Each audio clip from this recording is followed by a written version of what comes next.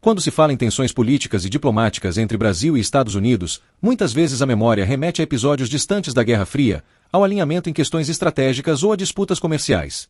Mas em 2025, a fricção tomou um rumo inesperado e mais delicado. A democracia brasileira tornou-se alvo de comentários, críticas e ameaças vindas diretamente de Marco Rubio, senador republicano da Flórida, figura influente no Congresso norte-americano e atual secretário de Estado no governo Trump. Rubio, já conhecido por adotar um tom duro em relação a governos latino-americanos, voltou suas atenções ao Brasil em um momento sensível, quando as instituições brasileiras enfrentam uma série de desafios internos e uma polarização política profunda. O estupim para a maior parte dessas críticas foi a atuação do Supremo Tribunal Federal, em especial do ministro Alexandre de Moraes. Nos últimos anos, Moraes ganhou notoriedade ao liderar processos de combate à desinformação, redes de extremismo digital e tentativas de ruptura institucional. Mas suas decisões, ao mesmo tempo em que são celebradas por uma parte significativa da sociedade brasileira como barreira contra o golpismo, também despertam críticas de quem as considera excessivas ou autoritárias. Rubio se alinhou explicitamente a esta segunda visão, descrevendo medidas como a suspensão do acesso ao X, antigo Twitter, no Brasil, a imposição de multas e a retirada de conteúdos como exemplos claros de censura e ameaça à liberdade de expressão.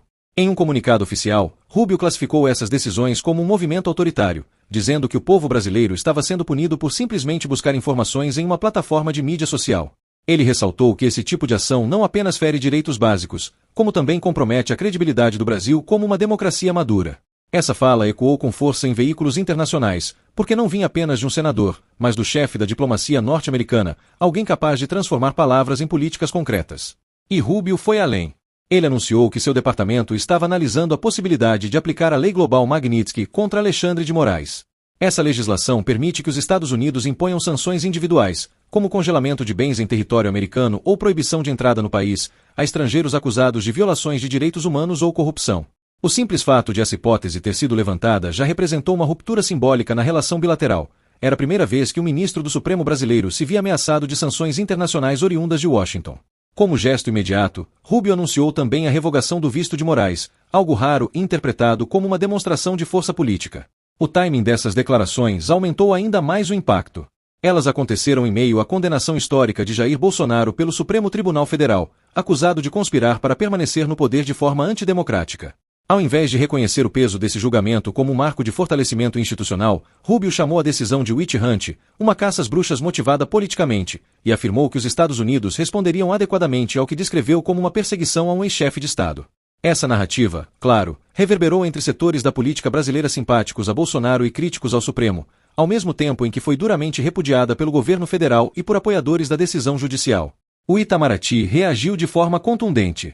Em nota oficial, o Ministério das Relações Exteriores afirmou que ameaças não intimidarão a nossa democracia e reafirmou que as decisões do Judiciário são independentes e tomadas com base no devido processo legal. A resposta foi clara. O Brasil não aceitaria ingerência externa em seus assuntos internos, especialmente no funcionamento de suas instituições democráticas.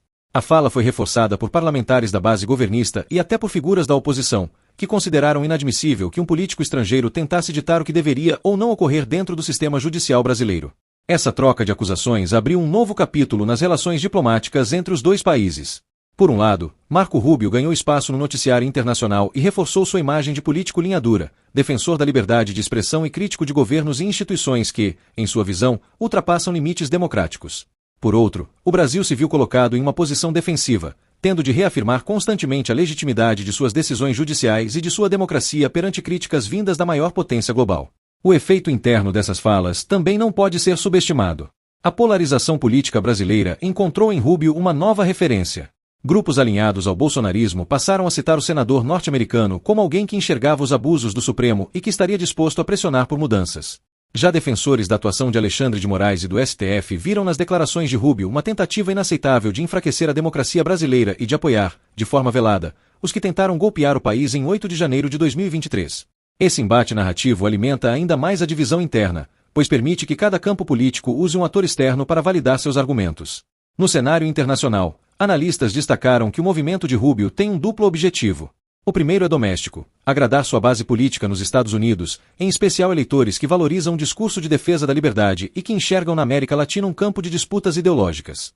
O segundo é estratégico, colocar pressão sobre governos e instituições que possam divergir de Washington, lembrando que os Estados Unidos continuam atentos e dispostos a usar ferramentas diplomáticas e econômicas para moldar comportamentos. No caso do Brasil, essa estratégia é arriscada, porque o país é um parceiro importante em comércio, meio ambiente e segurança regional, e tensões desse nível podem prejudicar agendas bilaterais sensíveis. O futuro dessa relação ainda é incerto. Há quem acredite que as falas de Rubio são mais retóricas do que práticas, destinadas a gerar manchetes e consolidar sua posição política interna nos Estados Unidos. Outros alertam que, se realmente avançar com sanções ou medidas concretas contra autoridades brasileiras, isso poderia desencadear uma crise diplomática séria, com retaliações e congelamento de cooperação em áreas estratégicas. O Brasil, por sua vez, terá de equilibrar sua resposta, mostrar firmeza para não parecer submisso, mas sem romper completamente com um parceiro que continua sendo fundamental para sua economia e sua política externa. Enquanto isso, a democracia brasileira segue sob escrutínio, tanto interno quanto externo. As falas de Rubio revelam como a política doméstica dos Estados Unidos pode se projetar sobre outros países, influenciando debates e alimentando divisões. Ao mesmo tempo, reforçam a necessidade de o Brasil consolidar suas instituições e mostrar ao mundo que tem capacidade de lidar com seus próprios problemas sem precisar de tutores estrangeiros. No fim das contas, a troca de acusações entre Marco Rubio e as autoridades brasileiras é mais do que uma disputa retórica.